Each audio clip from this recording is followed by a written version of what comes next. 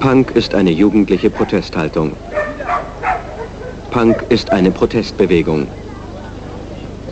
Punks wollen provozieren durch rüdes, lautes Auftreten. Look to the... Ostpunk is the subculture that emerged within the heavily insulated confines of the Deutsche Demokratische Republik between 1979 and 1991. So why are we talking about Ostpunk? Well, a couple of reasons. First of all, I really love German punk bands from that era. Ostro 420. Ich will nicht nur auf Körperlichkeit. Pass auf, dass ich mit dir nicht einschlaf. Freiwillige Selbstkontrolle. Und das ist mir nicht egal, als hätte ich Disziplin. Aber das Leben ist brutal, ich will die haben. Bärchen ohne Milchbubis.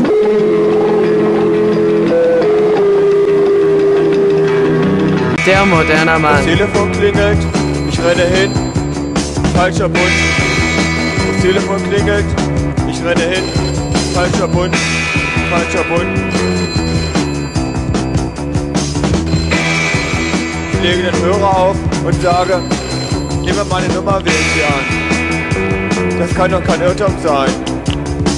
All of these are West German bands that started in like 1979, which, side note, if we were to continue this lecture series, I would love to investigate, or for someone else to investigate, why 1979 was such a watershed moment for punk. If anybody's interested in that. But anyway, so yeah, it occurred to me recently that I love all of these West German bands, but I have no idea what was going on in East Germany at the time. It was so naturally, it begs the question. And the answer that I found thrilled me and chilled me. The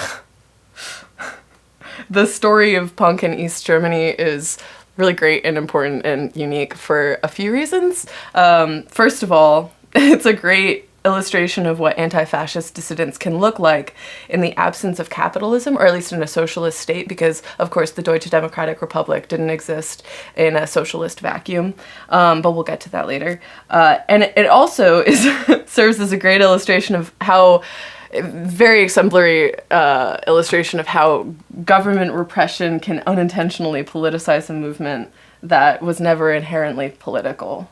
But we will get to that. First, a brief history of the DDR, and I don't mean to insult anybody's intelligence, but personally I grew up in the Georgia public school system, and all of my teachers my history teachers were coaches, and so this is like my first time with any of this material, so I don't know if it's the same for you, but just in case. At the close of the World War II in 1945, Germany was split into 4 occupied zones. The Northwest was occupied by Great Britain, the Southwest by France, the South by the US, and the East by Soviet Russia. And though I'm a little wary of the historiography surrounding this, because we don't live in a vacuum and we very much live in the capitalist West and there is a lot of red baiting, I also don't want to dip into denialist tinky territory. And now I'm talking about politics on the internet, which is scary. But regardless of all that, it's very clear that of all the occupied zones, the people in the East had it worse from Soviet Russia. The physical and psychological violence that they were subjected to, I mean, we don't really have time to go into all of the trigger warnings alone would take all day. But nobody really cared because Nazis. But anyway, so in 1949, when all the Western zones were unified into the Federal Republic, the Soviet zone became the Deutsche Demokratische Republik. So that is the origin story there, if you didn't know that. The Western triumphalist narrative would have you understand that the DDR was a Soviet puppet government, whose legitimacy was only maintained by a wall to trap all of its citizens inside, and Soviet tanks to shut down any insurrections like the one that happened in 1953, and the secret police known as the Stasi to kidnap, torture, interrogate, and imprison its citizens into submission, which sure, yeah, but also the failed utopia narrative would rather paint it as an attempt in good faith to create an egalitarian society and an alternative to Western capitalism in the wake of World War II. My take is, don't trust the narratives they feed you. Just look to the punks to show you the way.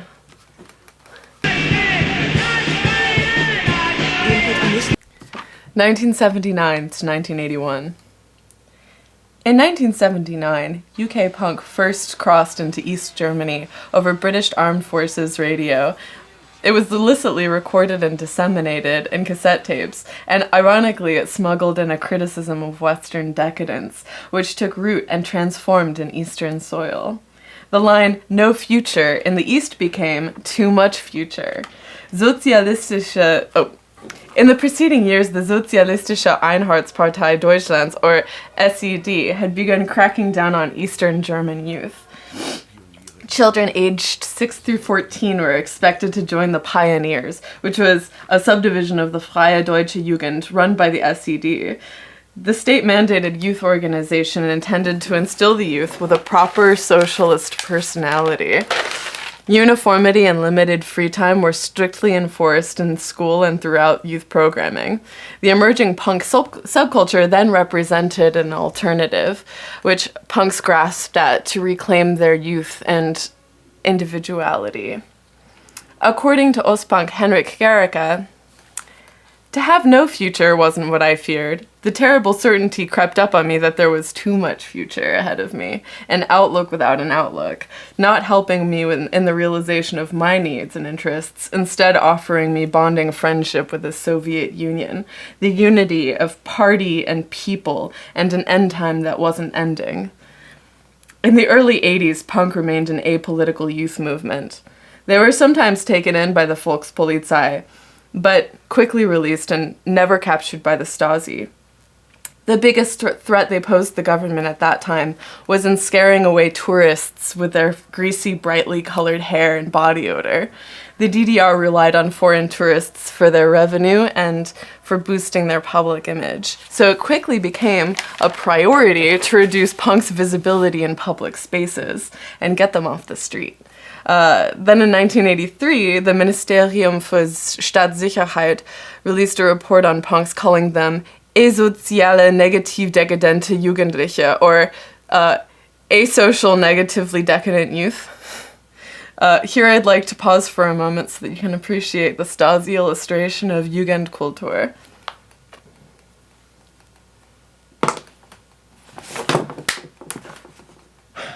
After this report was released, surveillance and the arrest of punks drastically increased.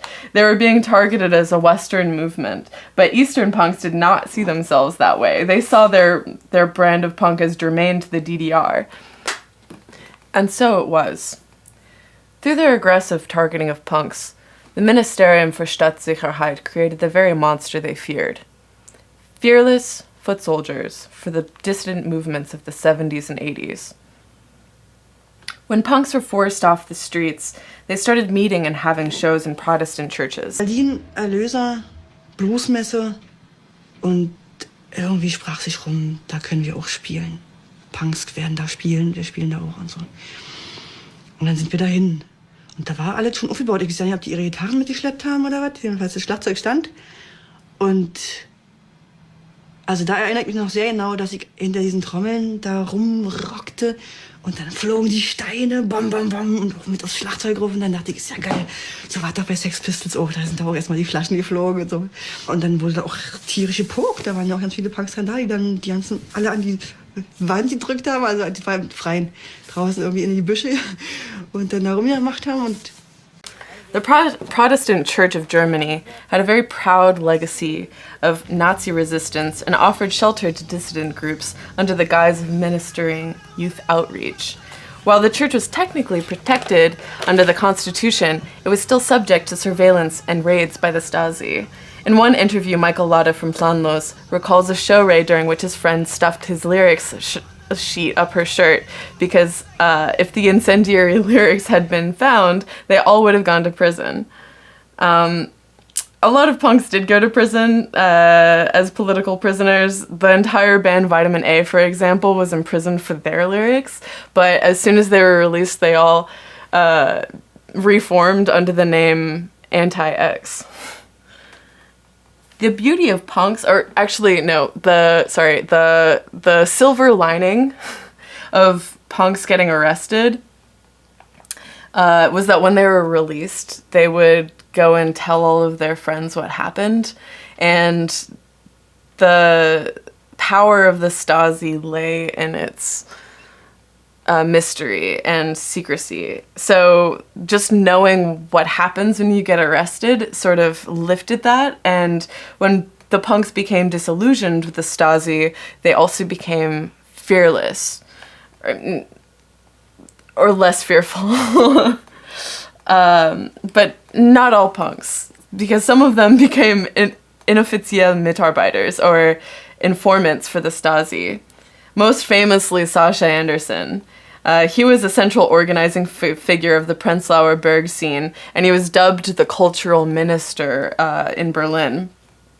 And he did a lot of good work, which included recording and releasing the first ever East German record in West Germany, which is the 1983 Zwischenmaschine Saukerle split DDR von Unten, which I highly recommend. Sascha Anderson had been caught doing punk activities in 1979 and released on the condition that he would provide the Stasi with personal details and evidence of incendiary activities within the punk scene. Anderson wasn't outed until 1991, when Wolf Biermann publicly exposed him in his award acceptance speech, calling him Sascha Arschloch, the untalented babbler. Another aspect of punk intensified in East Germany was the next-level DIY spirit so crucial to its survival. Ostpunks baked pins out of clay, played instruments they didn't know how, and built and repaired their own equipment, which would often break down mid-show. According to an interview with Planlos, during shows there was no line between performer and audience. It was more like putting on a party with music for friends. Once these friends had familiarized themselves with the lyrics to the songs, you had to wrestle the mic away just to sing your own song. If the church radicalized punks by bringing them into proximity with other dissident groups, punks also radicalized the church in turn by being extremely unpalatable to higher authorities within the church. Ultimately, all the dissidents groups, the punks and the lesbians, the anti-war movement, the environmentalists, were all forced to break from the mainstream church and form the Kirche von Unten, or KVU, or KVU. Because so many punks were anti-authoritarian, they declined to take positions of leadership within the dissident movements and opted instead for logistical roles. In 1984, alongside the KVU, formed another dissident group called Alösa. Among the punks, it included members of Namenlos, Planlos, Fatale, and Kein Talent. They formed a human chain between the Soviet and US embassies, wrote samizdat papers, which are just like illicit distributed papers that were political, refused military service, and generally got their asses kicked and their lives fucked up by the Stasi.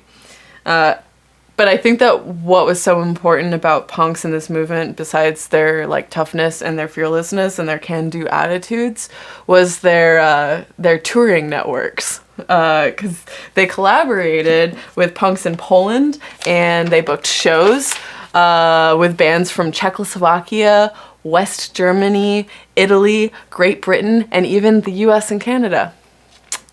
That meant that once they became politicized, their anti-SED message was perpetuated throughout an international network of punks. And ultimately, it was an international public pressure which brought about German unification. So, that's how punk saved Germany.